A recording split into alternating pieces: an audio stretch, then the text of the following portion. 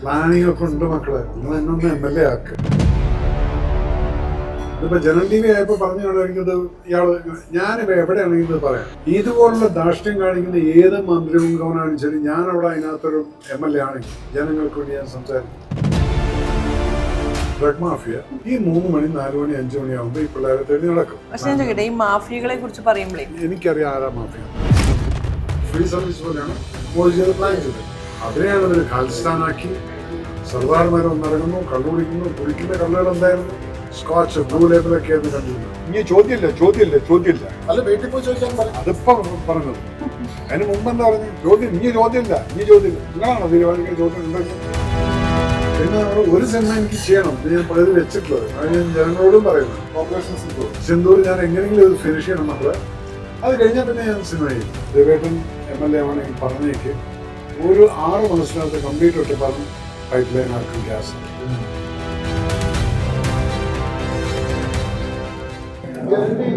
Vote വാർത്താ സംഘം അങ്ങനെ പാലക്കാട് ജില്ലയിലെ ഒറ്റപ്പാലം നിയമസഭാ മണ്ഡലത്തിലാണ് കൊണ്ടിരിക്കുന്നത്. ശില്പ ഉച്ച സമയമാണ്. തീർച്ചയായിട്ടും നല്ല വിശപ്പുണ്ട്. ഭക്ഷണം മുന്നിൽ വെച്ചിട്ടാണ് സംസാരിക്കുന്നത്. എനിക്ക് തോന്നുന്നു ഒറ്റപ്പാലത്തെ കുറിച്ച് പറയുമ്പോൾ നമുക്കറിയാം ഒരു മേജർ മത്സരം നടക്കുന്ന മണ്ഡലമാണ്. ഒപ്പം തന്നെ ഒരു മേജർ സ്ഥാനാർത്ഥിയായി എത്തുന്ന മണ്ഡലമാണ്. അതുകൊണ്ട് തന്നെ ഇന്നത്തെ ഉച്ചഭക്ഷണം ശ്രീ മേജർ രവിക്കൊപ്പമാണ്. സാറിന്റെ വിശേഷങ്ങളും തെരഞ്ഞെടുപ്പിന്റെ ഒരു ചൂടിന്റെ ഒരു കടുപ്പൊക്കെ എത്രത്തോളം ആണെന്ന് അറിയാം. നമുക്കിപ്പോ ഇതിന് അദ്ദേഹം ഭക്ഷണം കഴിക്കുന്നുണ്ട്. സാർ സ്ഥിരമാണോ ഈ പൊറോട്ടയും സാമ്പാറും? ഇതിനൊരു കഥയുണ്ട്. കഥയിൽ തുടങ്ങാം. നമുക്ക് കഥയിൽ തുടങ്ങാം. അതെ, എനിക്ക് പൊറോട്ട കഴിക്കുകയാണെങ്കിൽ ഞാൻ അതിൻ്റെ കൂടെ വേറെ ഒരു കറിയും പ്രിഫർ ചെയ്യുന്നില്ല. സാമ്പാറായിരിക്കും. എന്തുകൊണ്ടാ? ഞാൻ പട്ടാമ്പിക്കാരനാണ്. ഞങ്ങളൊക്കെ അപ്പം ഞങ്ങൾ പഠിക്കുന്ന സമയത്ത് വീട്ടിൽ നിന്ന് കിട്ടുന്ന പൈസ 10 പൈസ അങ്ങോട്ട് പോകാനും 10 പൈസ ഇങ്ങോട്ട് പോകാനും. വേറെ പോക്കറ്റ് മണി ഇതൊന്നുമില്ല. എങ്ങനെയെങ്കിലുമൊക്കെ കൺട്രാക്ടറൊക്കെ വെട്ടിച്ചിട്ട് ആ 10 പൈസ സേവ് ചെയ്യും. എന്നിട്ട് അതിന് നമ്മൾ അന്ന് എൻ്റെ ക്ലാസ്മേറ്റിൻ്റെ കടയുണ്ടായിരുന്നു, ലിബർട്ടി ഹോട്ടൽ കൂറ്റനാട്. അതിൽ പോയിട്ട് അന്ന് 2 പൊറോട്ടയ്ക്ക് 10 പൈസയാണ്. വിശപ്പുണ്ടായിരിക്കും. സാമ്പാർ വാങ്ങിച്ച് അതിനകത്ത് കുമ്പളങ്ങയുടെ കഷ്ണം കാണും, മത്തങ്ങയുടെ കഷ്ണം കാണും, എല്ലാം കൂടെ ഒരുവിധം വിശപ്പിന് ഒതുങ്ങും. അതിനാകുമ്പോൾ പ്രത്യേക പൈസ കൊടുക്കും.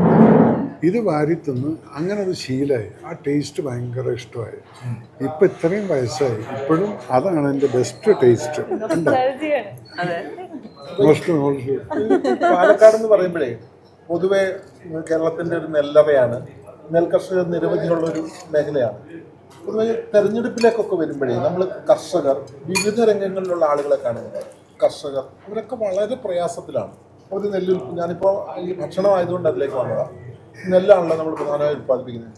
നെല്ല്, നാളികേരം ഇതൊക്കെ ഉൽപ്പാദിപ്പിക്കുന്നവർക്ക് യഥാർത്ഥ വില കഷ്ടപ്പെടുന്നതിനനുസരിച്ച് കിട്ടുന്നില്ല. ഇവരെ എങ്ങനെ പരിപോഷിപ്പിക്കും? ഇവരെ എങ്ങനെ രക്ഷപ്പെടുത്തും? മാറി വരുന്ന ഓരോ ജനപ്രതിനിധികൾ ഇങ്ങനെ മാറി ഇവർക്കെല്ലാം വാഗ്ദാനം നൽകി ഓരോന്ന് താങ്ങുവില നൽകാം, അത് നൽകാം, ഇത് നൽകാം ഒക്കെ പറഞ്ഞൊക്കെ ചെയ്യുന്നുണ്ട്. പക്ഷെ സാധാരണക്കാർക്ക് ഇതൊന്നും ഗുണകരമാകുന്നില്ല. ഒരു സ്ഥാനാർത്ഥി എന്നുള്ള നിലയിൽ ഈ മണ്ഡലത്തിലൂടെ സഞ്ചരിക്കുമ്പോൾ ഇവരുടെ പ്രയാസങ്ങൾ തിരിച്ചറിയുന്നുണ്ടോ? 100%. നിങ്ങളിപ്പോൾ പറഞ്ഞ നെല്ലിൻ്റെ താങ്ങുവില അല്ലെങ്കിൽ ഒരു പെർട്ടിക്കുലർ എമൗണ്ട്, അതാണ് ഇപ്പോൾ ഈ താങ്ങുവില എന്ന് പറഞ്ഞാൽ ചിലർക്കത് മനസ്സിലാവില്ലായിരിക്കും. അത് മാത്രമല്ല ഇവിടുത്തെ പ്രശ്നം. താങ്ങുവിലേക്ക് നിശ്ചയിച്ചു. നിങ്ങൾ ഈ നെല്ല് കറക്റ്റ് സമയത്ത് എടുത്തുകൊണ്ട് പോകണം. പാടത്ത് മഴയും വെയിലും കൊണ്ട് കിടക്കും. എന്നിട്ട് ഏതെങ്കിലും കാരണവശാൽ ഒരു ടാർപ്പാളിൽ ലീക്കായി കഴിഞ്ഞ് മഴ വന്നിട്ട് അടിയിലോട്ട് പോയി കഴിഞ്ഞാൽ പിന്നെ നെല്ല് മുഴുവൻ മുളയ്ക്കും. അപ്പോൾ അത്രയും വലിയൊരു റിസ്ക് എടുത്തിട്ടാണ് ഈ കർഷകൻ നിൽക്കുന്നത്. വേനൽ മഴ പലപ്പോഴും ചിലപ്പോൾ ശാപമായിട്ട് മാറും ഇങ്ങനെയുള്ള ആൾക്കാർക്ക്. അപ്പം വേനൽ മഴ വരുന്നതിന് മുന്നേ കൊയ്ത്ത് കഴിഞ്ഞ് ചുരുങ്ങിയത് നെല്ല് കറക്റ്റായിട്ട് ഉണങ്ങിയെന്ന് പറഞ്ഞാൽ ഒരു 2 ആഴ്ച കഴിയുമ്പോഴത്തേക്കും കറക്റ്റ് ഉണങ്ങൽ കിട്ടും. ആ സമയത്ത് ഇവനെ ലോഡ് ചെയ്ത് കയറ്റാനുള്ള സെറ്റപ്പ് അവർ ചെയ്തിരിക്കണം. ഇത് ചെയ്യാത്തെന്താണ്? ഗവൺമെന്റിന്റെ അനാസ്ഥ. പണ്ടൊക്കെ പാലക്കാട് വരുമ്പോൾ നമുക്ക് ഒരുപാട് പാടങ്ങൾ കാണാം. പാടങ്ങളും നെല്ലുകളും അതുപോലെ തന്നെ നിങ്ങൾക്ക് കളങ്ങൾ എന്നുള്ള പറയാം. കളം നിങ്ങൾ കേട്ടിട്ടുണ്ടോന്നുള്ള അറിയില്ല. ഈ കളങ്ങളിൽ എന്താണ്? പാടത്തിന് നടുക്കിൽ ഒരു ഷെഡും വലിയ ഒരു തറയും അതൊക്കെ ചാണകം മെഴുകി റെഡിയാക്കിയിട്ട് വെച്ചിട്ടുണ്ടായിരിക്കും. ഇന്നത്തെ പിള്ളേർക്ക് അറിയോ? ഈ കൊയ്ത്ത് കൊണ്ടുവരുന്ന ഇന്ന് നിങ്ങൾ ചാണകം എന്ന് പറഞ്ഞു കഴിഞ്ഞാൽ സംഖ്യ എന്നും പറഞ്ഞിട്ട് തള്ളുമല്ലോ. ആ ചാണകത്തിന്റെ പോഷക വാല്യൂ എന്താണെന്നുള്ളത് അന്നത്തെ ആളുകൾക്ക് അറിയാം. എൻ്റെ ചായരു അന്നത്തെ ആളുകൾക്ക് അറിയാവുന്നതുകൊണ്ടാണ് ഇത്രയും വലിയ പാടത്ത് ഇതുപോലുള്ള കളം ഉണ്ടാക്കിയിട്ട് ചാണകം മെഴുകി വൃത്തിയാക്കിയിട്ട് അതിലാണ് നെല്ല് ശേഖരിക്കുന്നത്. എന്നിട്ട് അതിൻ്റെ മുകളിൽ ടാർപ്പാളിനെ ഇടും. പക്ഷേ അന്നൊക്കെ എന്തായിരുന്നു വെച്ചെങ്കിൽ നമ്മൾ പലപ്പോഴും അന്ന് നെല്ലിൻ്റെ മില്ലുകളുണ്ടായിരുന്നു കുത്താൻ വേണ്ടിയിട്ട്. ഇന്നും ആ മില്ലുകൾ കുറവാണ്. അപ്പം എന്ത് ചെയ്യും, നമ്മൾ ഈ ഇത് കൊണ്ടുപോയിട്ട് മില്ലിൽ കൊടുക്കും. അപ്പം മില്ലുകാരത് ശേഖരിച്ചിട്ട് അത് ഒരുമിച്ച് പുഴുകി അതിന് ശേഷം അതിനെ അരിയാക്കി ചാക്ക് കെട്ടിയിടും, എന്നിട്ട് വെക്കുന്ന ഒരു സമ്പ്രദായം അന്നുണ്ടായിരുന്നു. പക്ഷേ ഇന്ന് ഇത് മുഴുവൻ ഗവൺമെൻറ് ഏറ്റെടുത്തിട്ട് ആ മറ്റേ ഇതുപോലുള്ള മില്ലുകൾ ഇന്ന് കാണാനില്ല. കാരണം അതിനൊരു പ്രത്യേക അതിനൊരു മാറ്റം കൊണ്ടുവരാൻ സാധിക്കുന്നു ഞാൻ പറയാം. ആ കർഷകരെ മാത്രമല്ല, പച്ചക്കറിയുണ്ട്, വാഴയുണ്ട്. ഇവിടെ ഒറ്റപ്പാലത്തെല്ലാം ഇഷ്ടംപോലെ വാഴ വരുന്നുണ്ട്, കായ വരുന്നുണ്ട്, പഴങ്ങളുണ്ട്. ഇതിനെല്ലാം ആ കർഷകന് കിട്ടുന്ന വാല്യൂ എന്ന് പറയുന്നത് just not even half the price, ഒരു 30% കർഷകൻ്റെ കയ്യിൽ കിട്ടുന്നത്. ബാക്കി ഇത് കടയിൽ വരുമ്പോഴത്തേക്ക് അത് 70% ആഡ് ഓൺ ചെയ്തിട്ട് 100 റുപ്പീസ് ആവും. അപ്പോൾ കർഷകന് കിട്ടുന്നത് 30 രൂപയാണ്. ഇവിടെ ഞാൻ എന്തുകൊണ്ട് മോദി ഭക്തൻ എന്ന് പറഞ്ഞു കഴിഞ്ഞാൽ ഞാൻ അദ്ദേഹത്തെ പലതും ഫോളോ ചെയ്യുന്ന ആളാണ്. നിങ്ങൾ ഹരിയാനയിലെ കർഷകരുടെ ഒരു സമരം കേട്ടു കാണും. പഞ്ചാബീസ് എല്ലാം റോട്ടിലിറങ്ങിയിട്ട് ട്രാക്ടറെല്ലാം. അതെന്തായിരുന്നു? അതായിരുന്നു കോൺഗ്രസിൻ്റെ കളിയായിരുന്നു. ബിക്കോസ് ഇതൊരു ലോബിയാണ്. ഈ കർഷകരെ ചൂഷണം ചെയ്ത് വാങ്ങിക്കുന്ന ലോബിക്ക് എഗൻസ്റ്റ് ആയിരുന്നു മോദി ആ ശേഖരണം. അത് ഷെഡ് വിട്ടിട്ട് ഗവൺമെൻറ് ശേഖരിച്ച് അവിടെ നിന്ന് വില നിശ്ചയിക്കും. ഈ കച്ചവടക്കാരൻ ഡൽഹിയിൽ കൊണ്ട് വിൽക്കണമെങ്കിൽ നിനക്കിത് 80 രൂപയ്ക്ക് വേണമെങ്കിൽ വാങ്ങിച്ചോ, എന്നിട്ട് നീ 100 വിറ്റോ. അപ്പോൾ നമ്മൾ ഈ കർഷകർക്ക് കൊടുക്കുന്നുണ്ടായിരിക്കും 60 രൂപ കൊടുക്കും. ആ 20 രൂപയ്ക്ക് ഈ കോൾഡ് സ്റ്റോറേജും ഇതെല്ലാം മെയിൻറ്റെയിൻ ചെയ്യാനുള്ള പൈസയായിരിക്കും. ഗവൺമെൻറ് അപ്പോൾ ഒരു ഫ്രീ സർവീസ് പോലെയാണ് മോദി ചെയ്ത് പ്ലാൻ ചെയ്തത്. അതിനെയാണ് ഇവർ ഖാലിസ്ഥാനാക്കി. സർദാർമാർ വന്നിറങ്ങുന്നു, കള്ളു കുടിക്കുന്നു. കുടിക്കുന്ന കള്ളുകൾ എന്തായിരുന്നു? സ്കോച്ച്, ബ്ലൂ ലേബലൊക്കെ ആയിരുന്നു കണ്ടിരുന്നത്. ഒരു ബോട്ടിൽ ബ്ലൂ ലേബലിൻ്റെ വില എന്ന് പറഞ്ഞാൽ 24,000 രൂപയ്ക്ക് വില വരുന്നുണ്ട്, വലിയ ബോട്ടിലുകൾ. ഇതായിരുന്നു അവിടെ ഇരുന്ന് കുടിച്ചിരുന്നത്. അപ്പോൾ അത് അവരാരും കർഷകരല്ല. കർഷകർ അവിടുത്തെ വെൽ ടു ഡു ആണ്. ബട്ട് നോർമൽ കർഷകൻ അവർ വെൽ ടു ഡു അല്ല. അവർ ഈ ബാസ്മതി റൈസ് അടക്കം കൊടുക്കുന്ന പ്രൈസിൻ്റെ 3 ഇരട്ടി 4 ഇരട്ടിയാണ് നിങ്ങൾക്ക് ടൗണിൽ കിട്ടുന്നത്. ഈ ഒറ്റപ്പാലത്തോട് സഞ്ചരിക്കുമ്പോൾ ഈ പൊതുവെ ജനങ്ങൾ ഒരു മാറ്റം വേണമെന്ന് പൊതുവെ എല്ലാവരും അത് തുറന്ന് സമ്മതിക്കുന്നവരുണ്ട്, മനസ്സിൽ സമ്മതിക്കുന്നവരുണ്ട്. അങ്ങ് ഈ ഇവിടുത്തെ മണ്ഡലത്തിലെ സാധാരണ വോട്ടർമാർക്കിടയിലൂടെ സഞ്ചരിക്കുമ്പോൾ എന്താണ് അവരുടെ ഒരു ജനമനസ്സ്? Basically freedom. മാറ്റം എന്നുള്ളതല്ല. അവർ കാണുന്നത് എന്താ വെച്ചാൽ ഈ ലെഫ്റ്റും റൈറ്റുമായിട്ട് 50 കൊല്ലം പോയി. അതിനിടയിൽ ഒരു മൂന്നാമതൊരുത്തൻ അസംബ്ലിയിലും ഉണ്ടായിരുന്നില്ല. അപ്പോൾ അവിടെയാണ് ഞാൻ പറഞ്ഞിരിക്കുന്നത്, നിങ്ങൾ എന്നെ അസംബ്ലിയിൽ വിട്ടാൽ നിങ്ങളുടെ മക്കളെ ഇൻസൾട്ട് ചെയ്യുന്നു. സെൽഫി എടുക്കാൻ പോയി കഴിഞ്ഞാൽ മുഖത്ത് തട്ടുന്ന മുഖ്യമന്ത്രി. ആ മുഖ്യമന്ത്രി പെട്ടെന്ന് അസംബ്ലി വന്നാൽ ഞാൻ ചോദിക്കും, ഞാൻ അവിടെ ഉണ്ടെങ്കിൽ, ഹലോ സാറേ എൻ്റെ മോനാണ് കൈ മാറ്റിയത്, അത് എൻ്റെ മോനാണത്. ധൈര്യമില്ല. അവിടെ ഓച്ചാനിച്ച് നിൽക്കുന്നവരാണ്. ഇതിപ്പോൾ ജനൻ TV ആയപ്പോൾ പറഞ്ഞു കാണുമായിരിക്കും ഇത് ഇയാൾ. ഞാനിപ്പോൾ എവിടെയാണെങ്കിലും ഇത് പറയാം. ഇതുപോലുള്ള ധാർഷ്ട്യം കാണിക്കുന്ന ഏത് മന്ത്രിമുഖവനാണെങ്കിലും ശരി, ഞാനവിടെ അതിനകത്തൊരു MLA ആണെങ്കിൽ ജനങ്ങൾക്ക് വേണ്ടി ഞാൻ സംസാരിക്കും. പത്രക്കാരോട് കടക്ക് പുറക്കുന്നു പറഞ്ഞു. അല്ല, ഇനി ചോദ്യമില്ല. അതിപ്പോ പറഞ്ഞത്. അതിന് മുമ്പ് എന്താ പറഞ്ഞു? ചോദ്യമില്ല. നിങ്ങളാണോ തീരുമാനിക്കുന്ന ചോദ്യം ഉണ്ടോ ഇല്ലെന്നത്? ഇവിടെയാണ് നിങ്ങൾക്ക് ആവശ്യം. അവിടെയാണ് ജനങ്ങൾ പറയുന്നത്, സാറേ അതിന് ഞങ്ങൾക്കൊരാൾ വേണം ആഗ്രഹിക്കുന്നു. ഇതുപോലെ ഒരുത്തൻ ധാർഷ്ട്യം കാണിക്കുമ്പോൾ അവനോട് ചോദിക്കാൻ ഇവിടെ ആരുമില്ല. ഈ 140 ഈ 139 എണ്ണത്തിൽ ഒന്നുമില്ലെന്ന്. ആ 139 ഒരാളാവാൻ എനിക്ക് ആഗ്രഹം. യെസ്, ചോദിക്കണം. മക്കളെ, എനിക്ക് നഷ്ടപ്പെടാമെന്നില്ല. ഞാൻ എൻ്റെ പെൻഷനൊക്കെ എൻ്റെ ഇവിടുത്തെ ശമ്പളം അടക്കം ഞാൻ നാട്ടുകാർക്ക് കൊടുക്കാമെന്നാണ് പറഞ്ഞില്ല. അത് വെച്ചിട്ട് പെൺകുട്ടികളെ കല്യാണം കഴിക്കും. അപ്പോൾ എനിക്കങ്ങനെ കാശും വേണ്ട. അസംബ്ലിയിൽ ഇതുപോലെ ചോദ്യം ചോദിച്ചെന്നാൽ എന്നെ കോർട്ട് മാർഷൽ ചെയ്യാനൊന്നും പറ്റില്ല. ഞാൻ അതുകൊണ്ട് ജനങ്ങൾ അതാണ് നോക്കുന്നത്. ഈ പട്ടാളക്കാരൻ്റെ ആ ഒരു ചങ്കൂറ്റമുണ്ട് ഞങ്ങൾക്ക് വേണ്ടി നിൽക്കാം. ഇപ്പൊ നമ്മളെ മുഖ്യമന്ത്രിയുടെ ദേഷ്യത്തെ കുറിച്ച് പറയുമ്പോഴേ ഞങ്ങൾ ഇങ്ങോട്ട് വരുന്ന വഴിക്ക് ജിഗിനെ ഒരു കാര്യം ചോദിച്ചായിരുന്നു. എനിക്ക് തോന്നുന്നു ജിഗിനെ തന്നെ സാറിനോട് ചോദിക്കുമായിരിക്കും. എന്താണ്? അല്ല സാറ് സ്വതവേ ഒരു കുറച്ച് സീരിയസ് ആണെന്നാണ് എല്ലാരും പറയുന്നത്. ഞാൻ ചോദിക്കണം, സീരിയസ് ആണ്. ഞാൻ പൊട്ടിത്തെറിക്കില്ല. ഞാൻ പൊട്ടിത്തെറിച്ചതിൻ്റെ കൂടെയുള്ള എല്ലാം പൊട്ടും. അങ്ങനെയുള്ള പൊട്ടിത്തെറിക്കും. അതിന് കാരണം ഉണ്ടായി. അല്ല വെറുതെ എൻ്റെ മൈക്ക് വർക്ക് ചെയ്യുന്നില്ല, അതിന് പൊട്ടിത്തെറിയില്ല. സെൽഫി എടുക്കാൻ വന്നു, അതിന് പൊട്ടിത്തെറിയില്ല. പത്രക്കാർ കയറി ചോദ്യം ചോദിച്ചു, എവിടെ നിർത്താൻ പറയാൻ എനിക്ക് മനസ്സില്ല. അത് ഞാൻ പറയും. അല്ല ഇനി ചോദ്യമില്ല എന്ന് പറഞ്ഞാൽ ഞാനാണ്. അപ്പം പൊട്ടിത്തെറി എന്ന് പറയുന്നത് വേറെ, ഇത് ധാർഷ്ട്യമാണ്. ഈ ഒറ്റപ്പാലത്തിന് എന്താണ് സാറേ ഈ ഇത്ര നാളായിട്ട് ഇവിടെ ഇല്ലാതെ പോയത് എന്താണ്? എന്താണ് ഇവിടെ ഏറ്റവും അത്യാവശ്യം വേണ്ടത് എന്താണ്? സാർ സഞ്ചരിക്കുമ്പോൾ ഈ മണ്ഡലത്തിൽ ഞാൻ പറയുന്നു, ഇവിടെ കാണുന്നത് ആദ്യത്തെ പ്രശ്നം എന്ന് പറഞ്ഞാൽ വെള്ളപ്രശ്നമാണ്. വേനൽക്കാലമായി കഴിഞ്ഞാൽ വെള്ളമില്ല. നിങ്ങളുടെ തൊട്ടടുത്തൂടെ ഒരു ഭാരതപ്പുഴ ഒഴുകി പോകുന്നത്. മഴക്കാലത്ത് ഇത് കര മുട്ടിയിട്ടാണ് ഒഴുകുന്നത്. ആ സമയത്ത് നിങ്ങൾ എന്ത് സേവ് ചെയ്യാൻ? അതൊഴുകി കടലിലേക്ക് പോയി. അതിൻ്റെ സേവിങ് പ്രോസസ്സാണ് ഒരു തടയണ. ഈ തടയണ എന്ന് പറയുന്നത് നമുക്ക് ഒരു ടെൻഷനില്ല, 5 പൈസ നമുക്ക് ഗവൺമെൻറ് ചിലവാക്കേണ്ട. എത്രയോ CSR ഫണ്ടുകൾ വാങ്ങി. ഞാനൊരു ചാരിറ്റി ഓർഗനൈസേഷൻ വിശ്വശാന്തി ഫൗണ്ടേഷൻ എന്ന് പറയുന്നതിൻ്റെ ചെയർമാനാണ്. ഞങ്ങളുടെ പ്രൊവിൻസിൽ വരും ഇതുപോലുള്ള വെള്ളം ശേഖരിക്കാനുള്ള സംഭവങ്ങൾ കൊടുക്കാൻ. ഞാനത് വാക്ക് കൊടുത്തു നാട്ടുകാർക്ക്. ഞാൻ MLA കഴിഞ്ഞാൽ തടയണോടെ കിട്ടി വെള്ളം 5 ഫീറ്റിനുള്ള ഇവിടെ ഉണ്ടായിരിക്കും ഏത് കാലത്തും. ഈ 5 ഫീറ്റ് അവിടെ കൂടിക്കഴിഞ്ഞാൽ എൻ്റെ കിണറ്റിലെ വെള്ളം കൂടും, ഗ്രൗണ്ട് വാട്ടർ കൂടും. ഇതൊക്കെ സിമ്പിൾ കാര്യങ്ങളാണ്. ഇതൊന്നും പൈസ വേണം, ഒരു ബില്ല് മതി. നമ്മളൊരു കാര്യത്തിന് ഇറങ്ങി തിരിച്ചു കഴിഞ്ഞാൽ ആൾക്കാർ നമ്മളെ സഹായം ചെയ്യാനുണ്ടായിരിക്കും. അപ്പം ആ ഒരു പ്രശ്നമൊന്നും ഇപ്പം ഞാൻ ഓൾറെഡി ഒരാളായിട്ട് സംസാരിച്ചിട്ട് ഈ ഗ്യാസിൻ്റെ ലൈൻ കൊടുക്കുന്ന ബോംബെയിലത്തെ ഒരു കമ്പനിയുണ്ട്. അദ്ദേഹം മിനിഞ്ഞാന്ന് ഇവിടെ വന്നിട്ട് എൻ്റെ അടുത്ത് സംസാരിച്ചിട്ട് പോയി, രവേട്ടൻ MLA ആണെങ്കിൽ പറഞ്ഞേക്ക് ഒരു 6 മാസത്തിനകത്ത് കംപ്ലീറ്റ് ഒറ്റപ്പാലം പൈപ്പ് ലൈൻ ആക്കും ഗ്യാസാണ്. അവരത് ചെയ്യുന്ന ആൾക്കാരാണ് ഓൾ ഇന്ത്യയിൽ. അപ്പോൾ അവരെൻ്റെ അടുത്ത് വന്നിട്ട് ഓഫർ ചെയ്തു. അപ്പോൾ എന്താണ് ഞാൻ ജയിക്കണം എന്ന് പറയുന്നത്. ജയിച്ചു കഴിഞ്ഞാൽ ഇതുപോലുള്ള ഫെസിലിറ്റി ഇങ്ങനെ പല സൈഡിൽ നിന്ന് ഓഫേഴ്സ് വരും. പൈസ ഇല്ല എന്നൊക്കെ പറയുന്നതൊക്കെ വെറുതെയാണ്. നമുക്ക് മാലിന്യ സംസ്കരണം ഇതടക്കം നമുക്ക്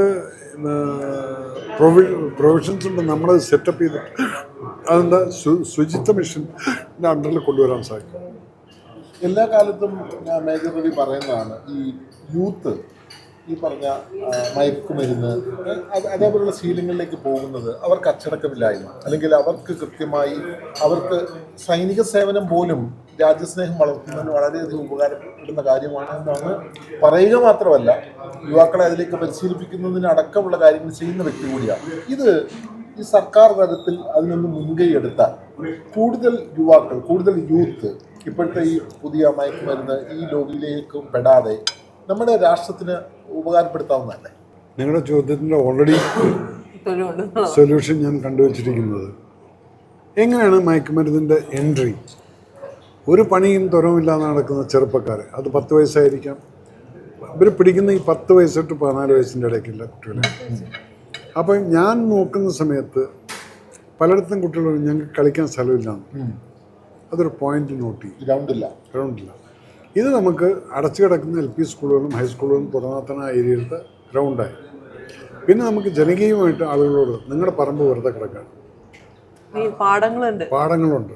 ഈ സമയത്തെല്ലാം നിങ്ങൾ അത് സെറ്റ് ചെയ്ത് കൊടുത്തു കഴിഞ്ഞാൽ ഞാൻ എഴുതി തരാം ആസ് എൻ MLA. ഇതിൻ്റെ പേരിൽ ഒരു ലീഗൽ പ്രശ്നമുണ്ട്. നിങ്ങൾക്ക് കൃഷി ഇറക്കണമെങ്കിൽ നിങ്ങൾക്ക് ഇറക്കാം. കൃഷി ഇറക്കുന്നത് മഴക്കാലത്താണ്. അന്ന് ഈ കുട്ടികളെ കളിക്കാനും ഇതിനൊന്നും ഉണ്ട് എല്ലാം. അപ്പം ഇതെല്ലാം അപ്പം ഡ്രഗിൻ്റെ അങ്ങോട്ട് വരികയാണ്. ഈ വെറുതെ നടക്കുന്ന കുട്ടികളെ കാണുമ്പോഴാണ് ഡ്രഗ് മാഫിയ ഈ 3 മണി 4 മണി 5 മണിയാകുമ്പോൾ ഈ പിള്ളേരെ തെരഞ്ഞു നടക്കും. എന്നിട്ടൊരു ലോലിപ്പോപ്പ് എടുത്ത് കൈ കൊടുക്കും. ഈ 4 പോകുന്നുണ്ടെങ്കിൽ ആ ലോലിപ്പോപ്പ് അങ്കിള് തന്നു, കഴിച്ചു. പിറ്റേ ദിവസം വേസ്റ്റ് ആവുകയാണ്. എന്താണ് അങ്കിള് വന്നില്ല, ഒരു ക്രേവിങ് തോന്നുക. അങ്ങനെ 4 ലോലിപ്പോപ്പ് കഴിയുമ്പോൾ 5ാമത്തിൽ എൻ്റെ കുട്ടി ഡ്രഗ് അഡിക്റ്റ് ആയി. ഇത് കഴിഞ്ഞതിന് ശേഷമായിരിക്കും അമ്മയും അച്ഛനും പറയുന്നത്. കാരണം വീട്ടിൽ നിന്ന് പൈസ മിസ്സാവാൻ തുടങ്ങി. കാരണം ഇപ്പം പൈസ ഡിമാൻഡ് ചെയ്യാൻ തുടങ്ങി. അങ്ങനെ ആ കുട്ടികൾ ആ വഴിക്ക് പോകാതിരിക്കണമെങ്കിൽ ഈ 3 മണിക്കൂർ ഞാൻ ഇവനെ റോഡിലേക്ക് ഇറക്കില്ല. ഇവൻ കളിസ്ഥലത്തായിരിക്കും. ഇവനോ ഇവിടെ അവിടെ കളിസ്ഥലത്തായിരിക്കും. ഒരിക്കലും എൻ്റെ കുട്ടികളെ പിടിക്കാൻ പറ്റില്ല. എൻ്റെ മാതാപിതാക്കൾക്ക് വിഷമിക്കേണ്ടി വരില്ല.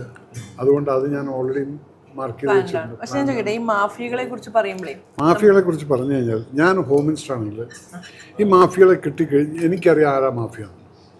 അതുകൂടെ മാഫിയ കിങ്ങുകളെ നമ്മൾ പിടിക്കാത്തതെന്ന് വെച്ചാൽ അവൻ്റെ ആചാരം പറ്റുന്ന പോലീസ് ഓഫീസേഴ്സ് ഉണ്ട്, മന്ത്രിമാരുണ്ട്.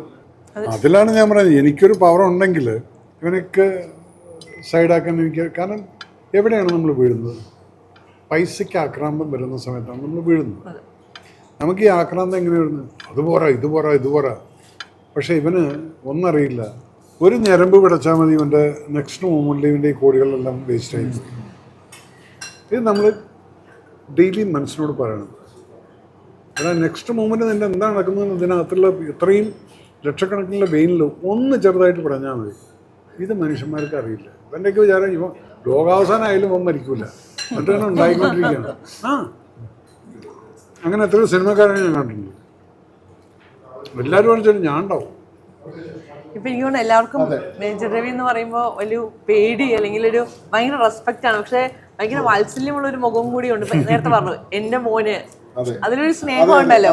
അപ്പൊ ആ ഒരു ഫേസ്, ഒരു പൊതുസഭയിൽ വെച്ച് മുഖ്യമന്ത്രിയുടെ ജാള്യത അനുഭവപ്പെടുന്ന ഒരു മനസ്സുണ്ടല്ലോ, ആ യുവാവാണെങ്കിലും പെൺകുട്ടിയാണെങ്കിലും ആ കുട്ടിക്ക് വേണ്ടി താൻ സംസാരിക്കണം. അവിടെയാണ് ഒരു ജനപ്രതിനിധി എന്നുള്ള നിലയിൽ വരുമ്പോൾ ആ വേദന ഉൾക്കൊണ്ട് അത് എത്തിക്കേണ്ട സ്ഥാനത്ത് എത്തിക്കുമെന്ന് പറയുന്ന ആ ഒരു, എനിക്ക് തോന്നുന്നു പ്രേക്ഷകരെ സംബന്ധിച്ച് ഏറ്റവും വലിയ ഉറപ്പാണ് അദ്ദേഹം തരുന്നത്. പ്ലാനുകളുണ്ട്. നിരവധി പദ്ധതികളുണ്ട്. അദ്ദേഹം കൃത്യമായി ഒറ്റപ്പാലത്തിന് എന്താണ് വേണ്ടതെന്ന് ചോദിക്കുമ്പോൾ തന്നെ അദ്ദേഹം പറയുന്നത് ഇവിടെ കുടിക്കാൻ വെള്ളമില്ല. അതാണ് അടിസ്ഥാനപരമായ പ്രശ്നം. പിന്നെ കർഷകർ നേരിടുന്ന പ്രശ്നങ്ങൾ അദ്ദേഹം പറഞ്ഞു. നമ്മുടെ യുവാക്കൾ ഈ മയക്കുമരുന്നിലേക്ക് പോകുന്ന പ്രശ്നങ്ങൾ, എല്ലാ പ്രശ്നങ്ങളും അദ്ദേഹം മനസ്സിലാക്കുന്നുണ്ട്. അതിനനുസരിച്ച് ജനങ്ങൾ പ്രതികരിക്കുന്നുണ്ട്. എന്തായാലും ഒറ്റപ്പാലത്തിനൊരു മാറ്റം ഉണ്ടാവണം. അത് ജനങ്ങളുടെ ആഗ്രഹമാണ്. അത് മേജർ രവിയിലൂടെ സാധ്യമാകണം. ഇന്ന് സാധ്യമാകും എന്ന് തന്നെയാണ് ഈ ഘട്ടത്തിൽ നമുക്ക് വാർത്തയ്ക്ക് ഇപ്പം പറയാം. വിജയാശംസകൾ. Thank you. ഇതിനകത്ത് എൻ്റെ അമ്മമാരും ഉണ്ട്. ഞാൻ പറഞ്ഞത് എനിക്ക് ടൂറിസം ഡെവലപ്മെൻ്റാണ് എൻ്റെ മനസ്സിലാക്കുന്നത്. അതിനകത്ത് ഇത്രയധികം അമ്പലങ്ങളുണ്ട് ഇവിടെ. തീർച്ചയായിട്ടും പല അമ്പലങ്ങളിലും അമ്മമാർ വരുന്നതും പ്രാർത്ഥിക്കുന്നു ഞാൻ കാണുന്നു. ചിലപ്പോൾ ചില അമ്പലങ്ങളിലേക്ക് കുളങ്ങൾ 3 ഏക്കർ ഉണ്ടായിരുന്ന കുളം ഇപ്പോൾ 1.5 ഏക്കറായിരിക്കും. അപ്പം ഈ ബാക്കി സ്ഥലം അവിടെ പോയി. സോ അതെങ്ങനെ ആവുന്ന സമയത്ത് നമ്മുടെ ജലസമ്പന്നി കുറയുകയാണ്. ഇവനെ വീണ്ടെടുത്തിട്ട് വികസിപ്പിച്ച് കഴിഞ്ഞാൽ പിന്നെ എൻ്റെ ആദ്യത്തെ പ്രശ്നം തന്നെ സോൾവ് ആവും. പല കുളങ്ങളുടെയും സ്റ്റോറേജ് വരും. പ്ലാനിങ് ഒക്കെ ഉണ്ട് മക്കളെ. നിങ്ങൾ എന്നെ ഒന്ന് MLA ആക്കുക. എങ്കിൽ ഞാൻ നിങ്ങൾക്ക് വേണ്ടി പണിയെടുക്കാം. ഇല്ല ഞാൻ തിരിച്ചു പോയിട്ട് ഇങ്ങനെ വേറെ സിനിമയ്ക്ക് ചെയ്ത്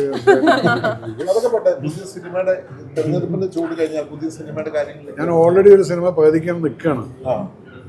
ഒന്നല്ല ഓപ്പറേഷൻ സിന്ദൂർ ഇല്ല, അത് അവിടെയാണ് ഒരു പ്രശ്നം വരുന്നത്. നമ്മളൊരു MLA ആയി കഴിഞ്ഞാൽ പിന്നെ ജനങ്ങൾ നമ്മളെ തിരഞ്ഞെടുത്ത് അവർക്ക് വേണ്ടിയിട്ടാണ്.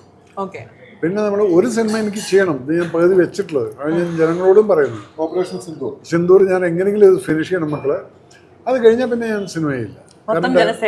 ജനസേവനത്തിന് ഇറങ്ങാനേ പറ്റൂ, ഡയറക്ഷൻ ഇറങ്ങാൻ പറ്റില്ല.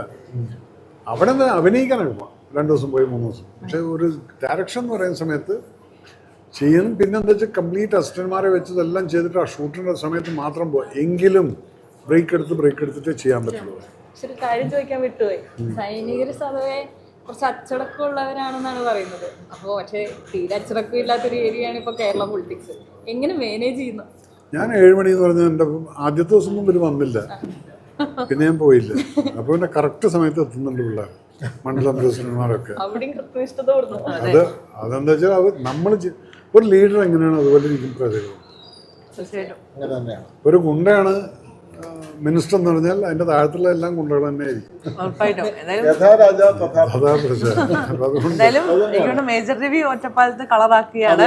അപ്പൊ ഇതെല്ലാം കേട്ടിട്ട് ബാക്കി കാര്യങ്ങൾ ഇനി ജനങ്ങൾ പറയട്ടെ.